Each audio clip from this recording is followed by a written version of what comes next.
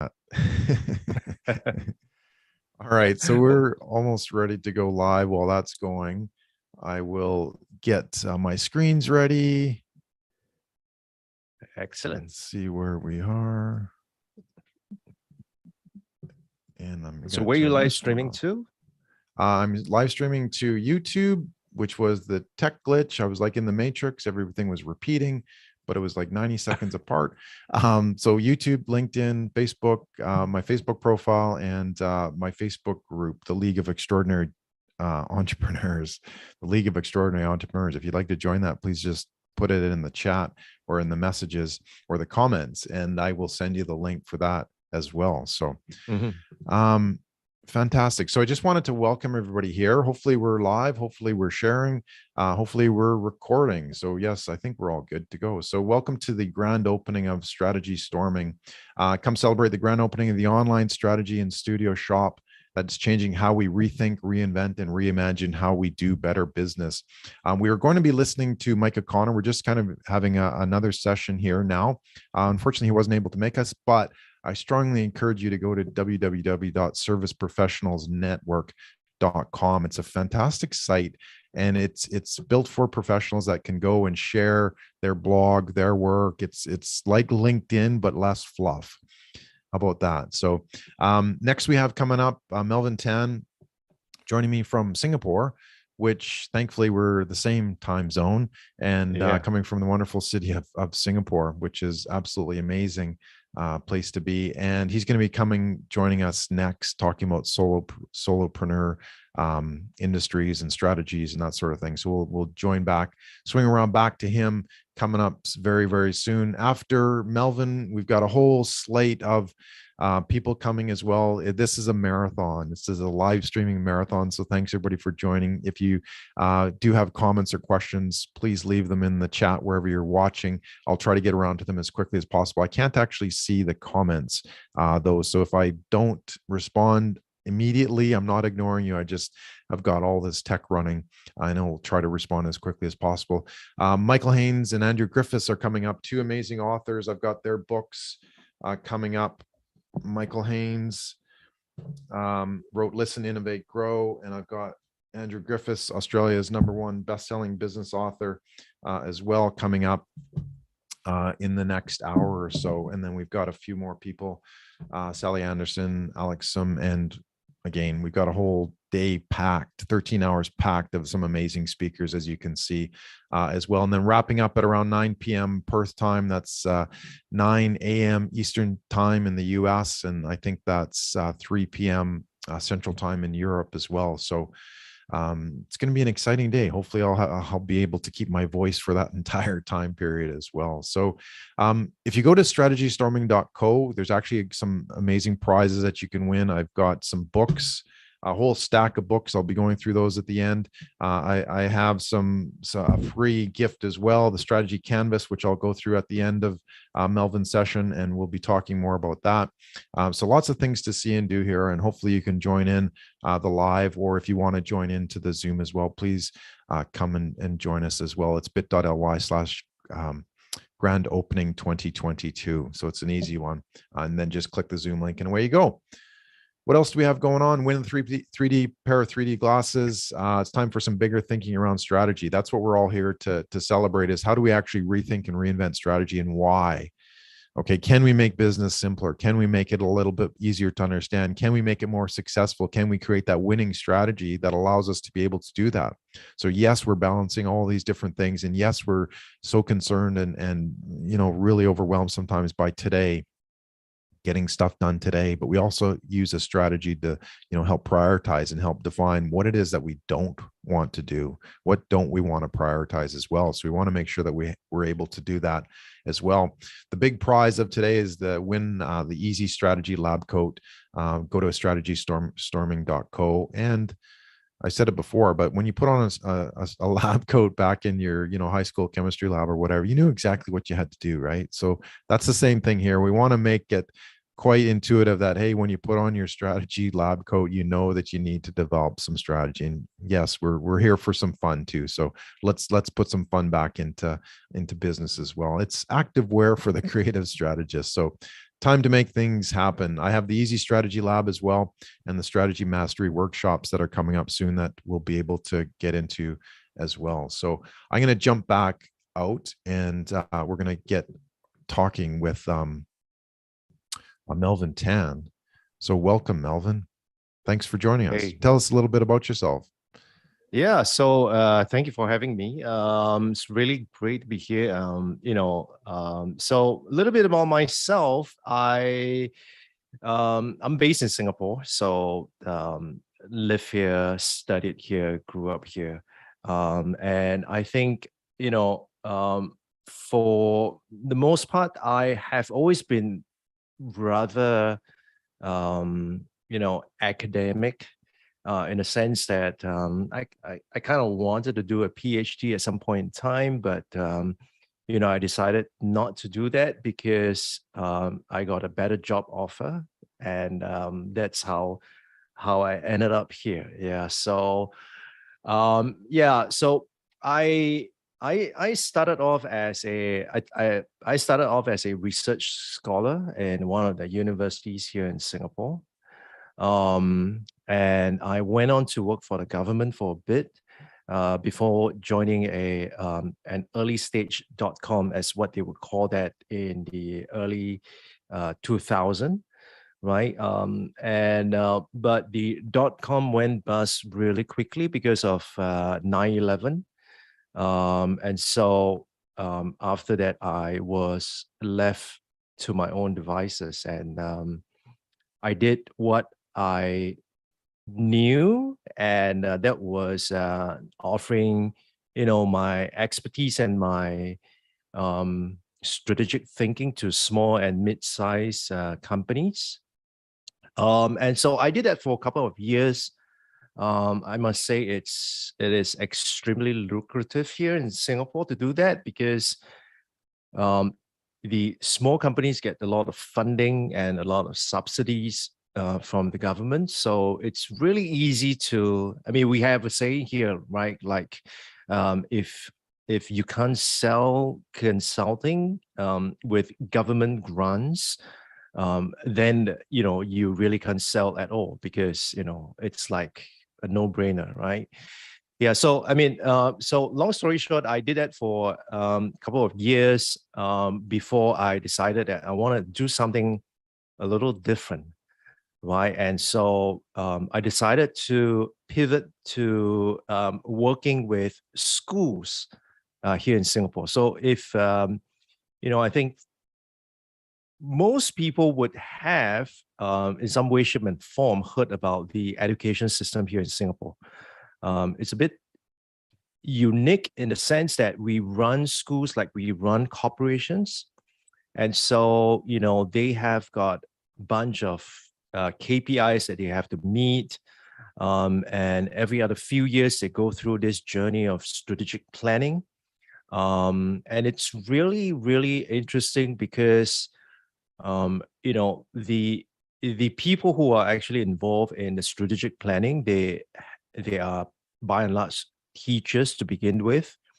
And so many of them wouldn't have the expertise or the capability to do an envisioning exercise. And so this is where I come in to help them. And, I did incredibly well during this time. And then in 2015, I decided that, after being in that industry for close to 14 years, I decided that I want to take a break. And so my wife and I decided to sell off everything that we had, and except our apartment. We sold everything we had, and we traveled for a year with our two kids at a point in time, right? So they were really, really young at the time. They were just 3 and 5. And so we spent like 6 months in Europe and 6 months in the US. And I would say, initially I was thinking that, oh, wow, it's going to be a great learning experience for the kids. Well, turn out, I think it was a even greater experience for the adults, because I constantly had to remind myself that um, to really, step out from that paradigm that I used to have, that worldview that I used to have, and really to examine it and to re-examine it, for the first time. And so that was really, really, I would say, interesting, because that kind of opened up my eyes into many different perspectives. And that was when I came to this conclusion that, um, many things there are very few things that are absolute, right? There are very few things that are absolute.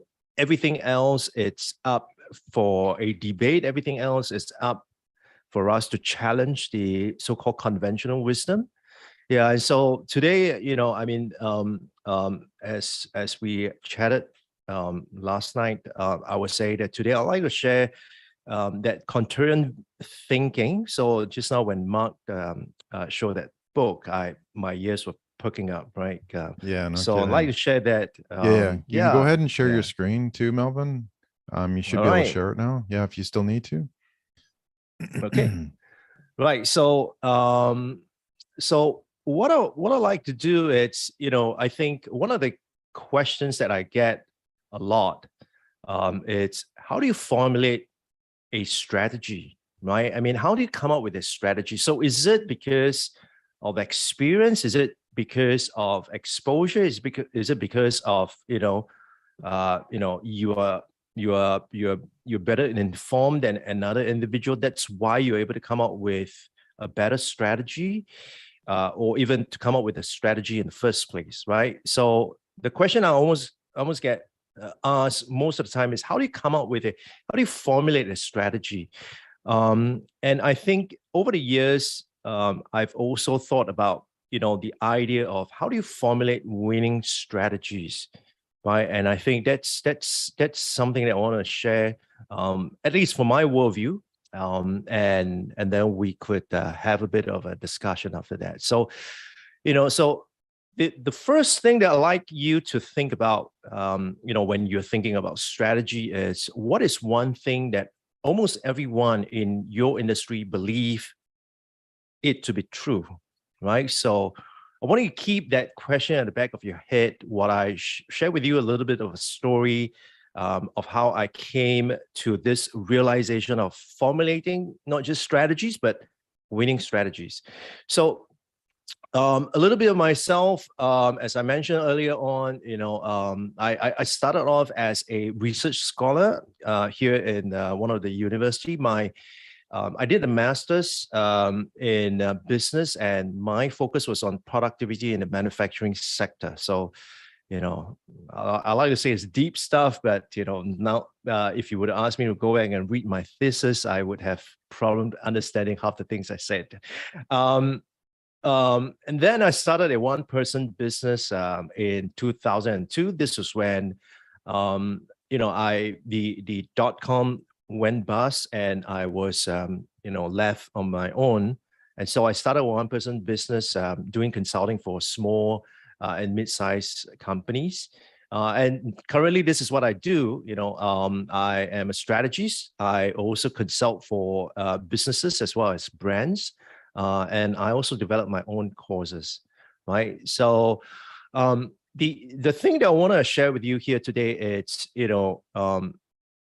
by using a winning strategy, we were able to grow by 450% in 6 months, right? And I'm going to share with you a little bit, the backstory about how we ended up that way. So we started this. The story goes back to 2004, and so you need to understand. I need to set a bit of context here. So you need to understand those days. The most popular phone there is was this phone called Nokia, right?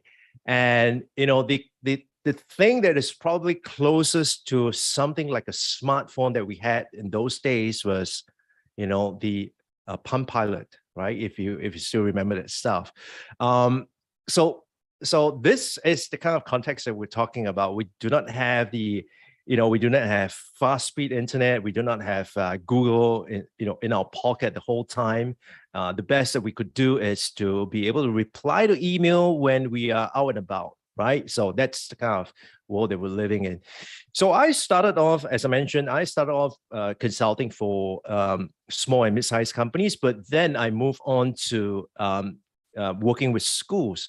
And when I started working with schools, I think the main challenges that we had was, number one, we had no track record whatsoever. I've never worked with school. I've never done a strategic planning for school. In fact, I do not even understand beyond, me having gone through school myself. I do not even understand how the school works, right? In terms of management of school and all that. So we had no track record. And what's worse is that the competition will establish players, right? They will establish consulting companies that have got track record, has got a reputation, and so it was difficult for us.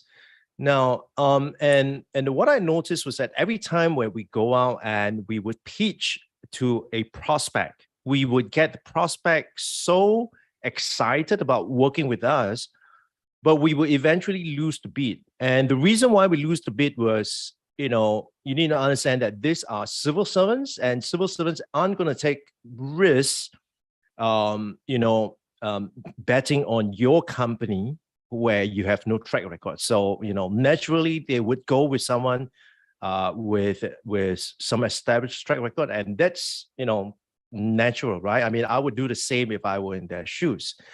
And so, after having tried whatever we can, cold calling and seeing prospects and all that, 6 months later, what we ended up with was just 4 clients, right? We just had 4 clients. And I mean, you might say that's okay, but what was really troubling was that we began to see negative cash flow, right? We had a bunch of expenses, and we were doing all we can to see prospects, and we were losing money.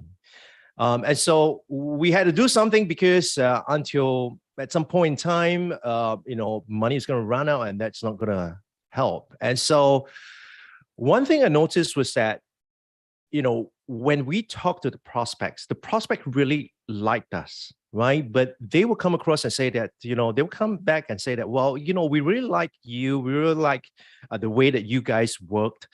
But we just can't work with you, right? Because, you guys have no track record, and, not that they say that in that many words, but I'm not going to put my neck out just for you. And so I decided that, I had to think, in a different way. Otherwise, we're not going to survive. And so, for me, it's a very, I love tech, right? And so I always look at, how some of the business model with software. And then that was when I came across this idea, right? Back in those days where you have, the term freemium wasn't even invented then. But the idea whereby you could try out a piece of software for 30 days. And if you like it, you would pay for it. And if you don't like it, it will stop working after 30 days, right? A free trial. And so I said to myself, is there a way that we can combine these two, right? Is there a way that we can combine what we do with consulting and the software world? And so this is where we came up with the idea that perhaps the intersection of software and consulting, it's where we could possibly go. And no, I didn't come up with a software for consulting, but what we came up with was quite interesting. We came up with a program, and this program was specifically aimed at, schools. And how we do it is as follows, right? We'll go into the school, we will tell them that, hey, we will do an audit of your processes.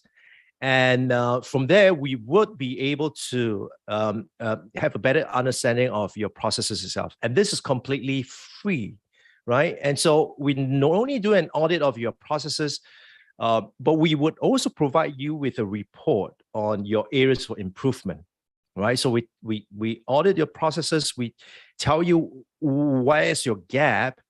And the third thing is we even teach them how to breach those gaps.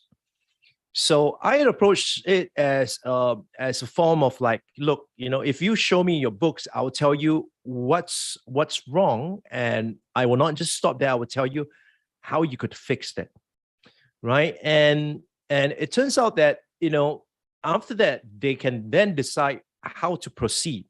You want to continue working with me, or you want to take the report that we have given you and start plugging your gaps. That's absolutely up to you, right? And so with that, 6 months later, we had 18 new clients, right? And the average revenue per unit was about $12,000 per client, right? And so that's how we arrive at that 450% growth in 6 months. So let's recap in this aspect in terms of how does that relate to winning strategies, right?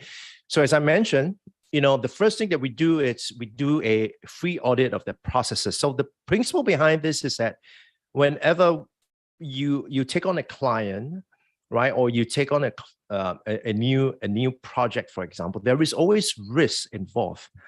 And the risk could be both sides. It could be a risk for me to work with a particular client. It could be the client taking a risk working with me. So, we got to take care of some part of that risk reversal, right? And the second part was that, we want to provide a report on their AFI.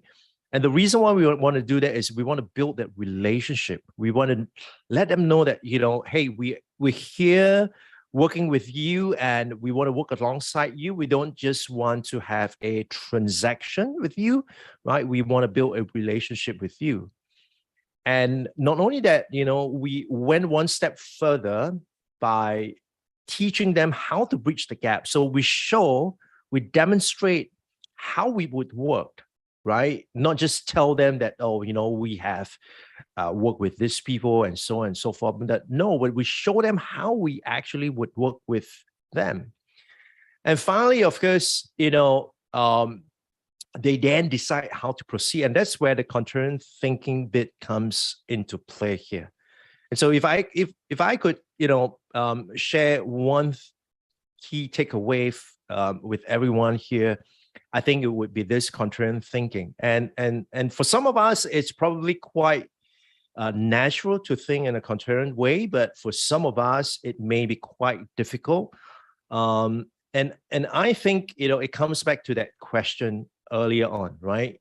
And the question is, what is one thing that almost everyone in your industry believe it to be true, but you believe that why to be true, right? So in answering the question, every competitor expected to be paid before they commence work, right? I mean, all the consultants that I know, at least at the point in time, would not lift a finger. They would not even tell you what's your gap until they get paid, right? And so that's how it works, and that's what almost everyone believe that to be true, believe that to be the way that you will work. But we believe something else. We believe that once we get a chance to show, not tell, right, the prospect our capabilities, they will want to work with us. And so, with that in mind, we developed, and I think earlier on I was listening into the lady who was talking. I think her name was BJ. And I think one of the things that she said was that sometimes strategy doesn't have to be too complicated, right? It just have to be simple. And once you understand from the point of view of the customer, you will be able to formulate a strategy that is going to be able to win them over, right? And so, the milestones that we get from here was pretty phenomenal because within the first year itself, we saw 6-figure revenue.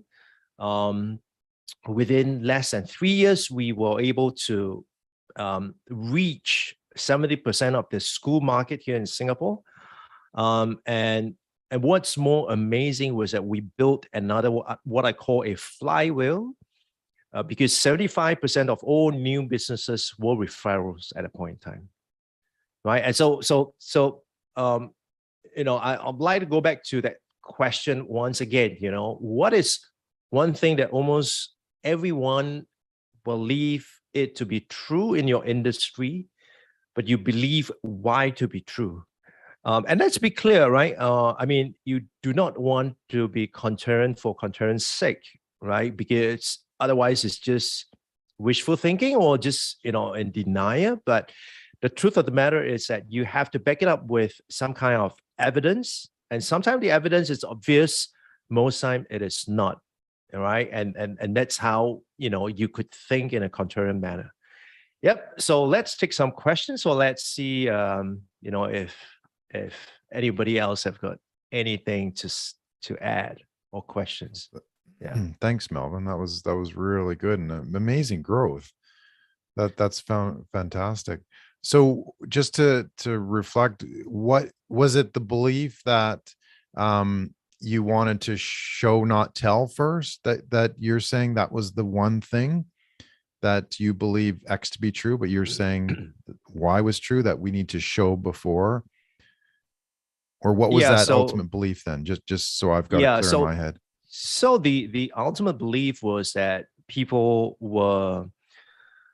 did not believe that, if, especially in a society like ours, right? If you offer someone something free, they would take it and they will run. They would not want to work with you anymore.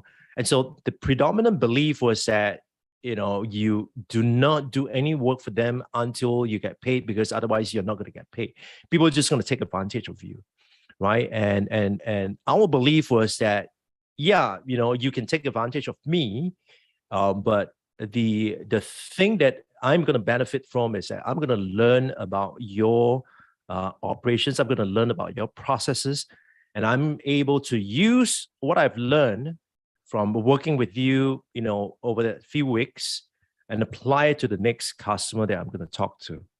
So the belief was more of, you don't have to get paid before you do the work. You can do the work first and then get paid later. Yeah. That's a really fantastic idea. Thanks for sharing it. Wicked growth.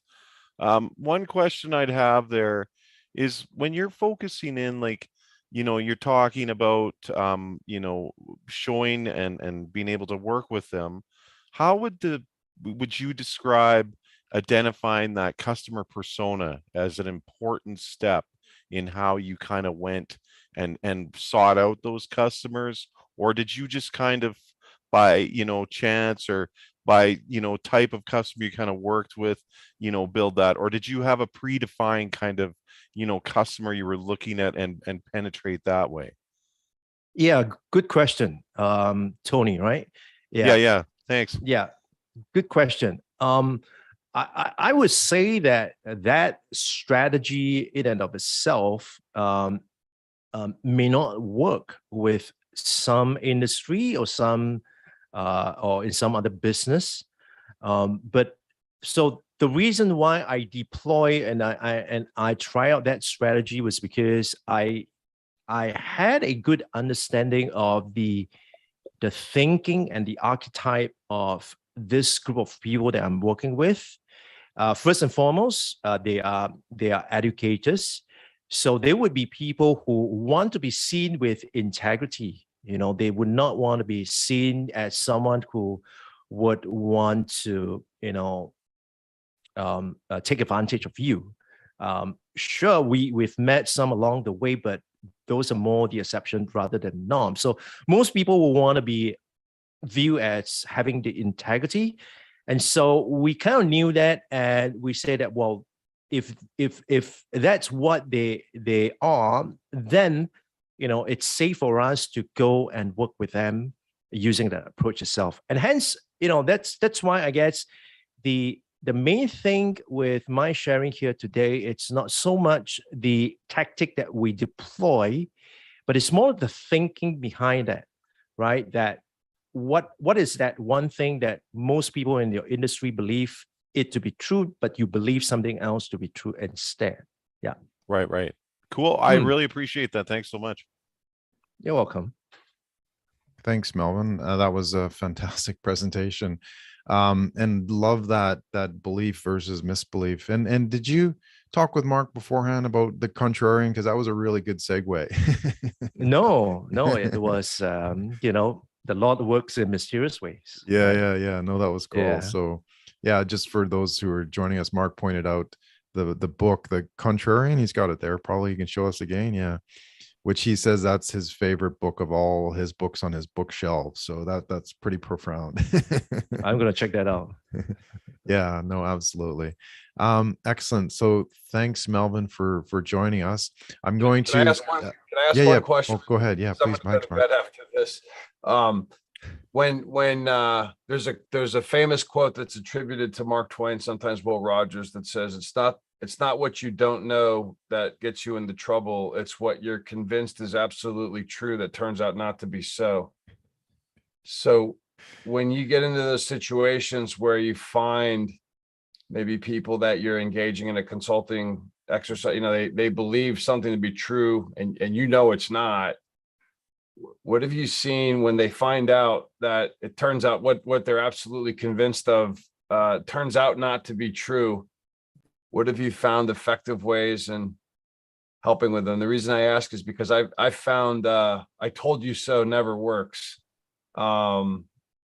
Instead I use well, the question, did it have to be this way? But I haven't found a lot of ways to get people to open up about that. What do you say about that?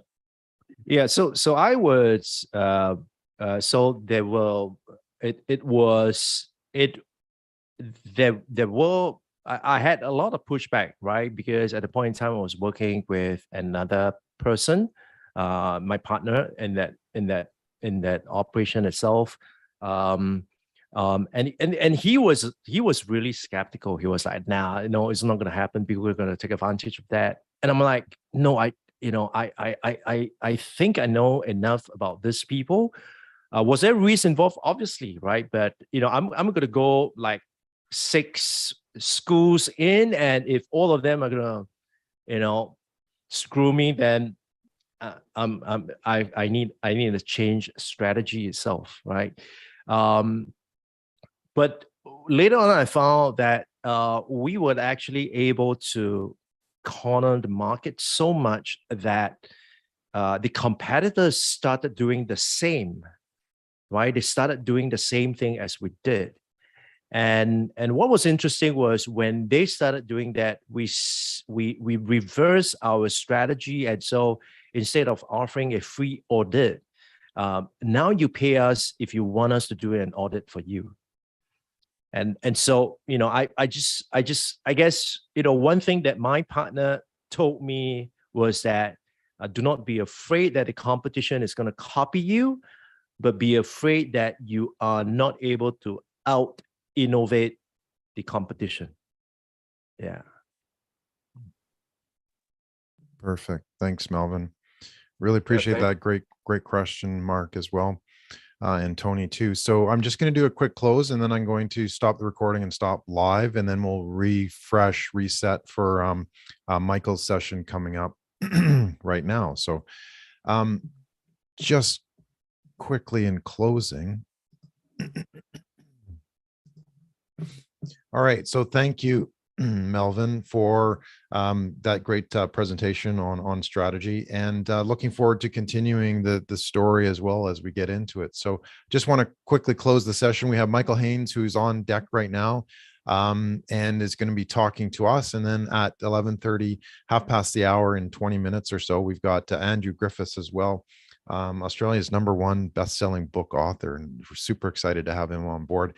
We've got a wealth of other shows coming up also throughout the day. It's a long marathon, 12, 13 hours. So please come in and join and see some of the listen to some of the other speakers as well. If you're watching live, then would love to see your comments and questions, that sort of thing along the way as well. So what we're doing, we're celebrating this grand opening of Strategystorming.co. There's a lot of prizes that you can win. We've got a lab coat. We've got some fancy 3D glasses. I've got a whole stack of books, which Michael, your book is on there on that pile, and Andrew Griffiths as well. His book's on that pile coming up that we'll be giving them away very, very soon. And a bunch of different things coming up as well. So really looking forward to what we can do. If you wanted to try out the Neuromarketing Advantage of Strategy, it's a psychology of strategy test. Point your camera there and you can go to bit.ly/SD score. It'll give you an assessment of the 9 strategic dynamic styles of thinking and see which ones you might be able to kind of coax out and get things moving as well. So that's one of the other areas that you can go through also. So let's just get out of this one. What else we got? We have the grand opening studio and shop sale. So if you go to strategystorming.co, and there's 20% off all products in the shop as well, expires the 31st of October. Enter grand opening 20 as well. And there's some workshops coming up. I just want to leave this before we go on to the next, or actually there's 2 more, the 2022 strategy survey. I'd really love to get a sense of, in the audience, of, where do you see things strategically for businesses? I want to be able to take the pulse of where things are at. And we've been running this for about 6 months. We want some more data to be able to see, okay, what's important, what's not, how do we actually make this work? So love your feedback, love your insight in terms of how do you think of strategy. Go to bit.ly/strategy survey 2022, or just point your camera at that QR code and it'll pull up as well. And finally, my big giveaway for the day, I am giving away a book every hour. So actually we'll need to do that after I finish this, but I'm also giving away the strategy canvas worksheet for free. So all you have to do is just go to point your camera there, go to the strategystorming.co, and this is the digital download version, so it's free. Just enter code on checkout, strategystorming-DD as well. So that's all we have there. So thanks so much. This is just the workbook as well, that again you can get for free. Just go to the strategystorming.co, and it actually walks you through all the different steps that you'll need to take. Actually, I want to put this on Spotlight. It goes through all the different steps that you need to take to be able to build your own, as I call it, a stratahedron as well, and put all the pieces in place for building your strategy storming model, which is this at the end of the day. And there's a whole process behind that, which I'm going to be getting into in little pieces and chunks throughout the day as well. So thank you, Melvyn, for your presentation. Really appreciate it. And I'm going to stop record, and then I'll just refresh, and we'll start the live